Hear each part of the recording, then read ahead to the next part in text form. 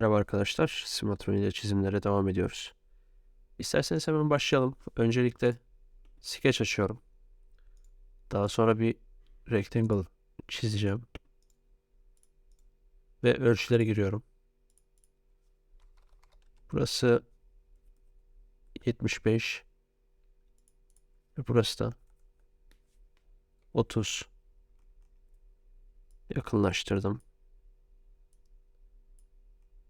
Şimdi şu köşede bir tane daha rectangle'ımız var. Onun da ölçüsü şuradan şurası 10 ve buradan burası da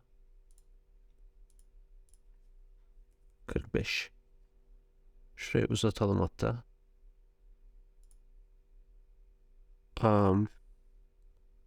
Bir dakika. Şuraya da 60 yapabiliriz. Evet. Trim işlemi yapıyorum.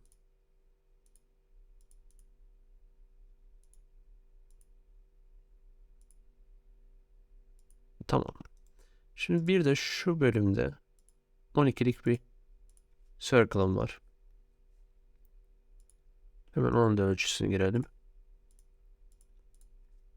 Ona 10 olacak. Bu taraftan da aynı şekilde. Evet. Eksi sketcher. New extrude. Kalınlığımız 15. Evet. Ve tamam diyorum. Daha sonra hemen şuraya bir round verelim. Şu bölüm ve 5'lik. Okeyledim. Ve bu bölümde, bu yüzeyde 3 tane deliğim var. Ama önce referansımı ekliyorum. Daha sonra çapı 4 olan 3 tane buraya delik ekliyorum. Ve bunların ölçülerini vereceğim.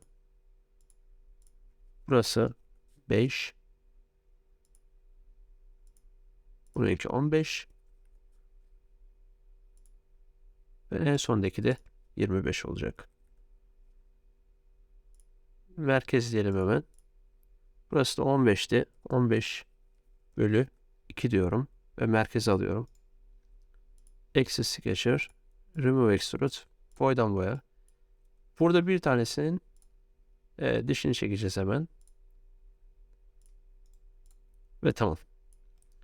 Evet arkadaşlar. Çizimimizin sonuna gelmiş bulunmaktayız. Umarım faydalı olmuştur. Bir sonraki çizimimizde görüşmek üzere. Kendinize çok iyi bakın.